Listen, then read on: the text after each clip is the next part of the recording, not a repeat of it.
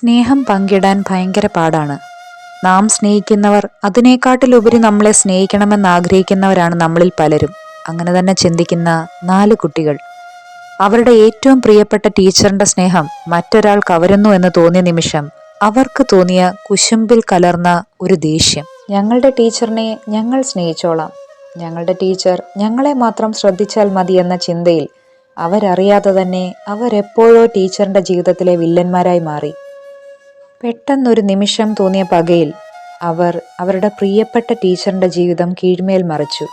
അവസാനമായി ടീച്ചറിനെ കണ്ട ദിവസം നടന്ന സത്യങ്ങൾ പറയാനും ക്ഷമ ചോദിക്കാനും അവർക്ക് അവസരമുണ്ടായിരുന്നു. എന്നാൽ അതിനുള്ള ധൈര്യം അവർക്കുണ്ടായില്ല. മനുഷ്യരെ തകർത്തെറിയുന്ന ചില സത്യങ്ങൾ പറയാതിരിക്കുന്നതാണ് നല്ലത്. അത്തിപ്പഴത്തിൻ ഇളനീർ ചുരത്തി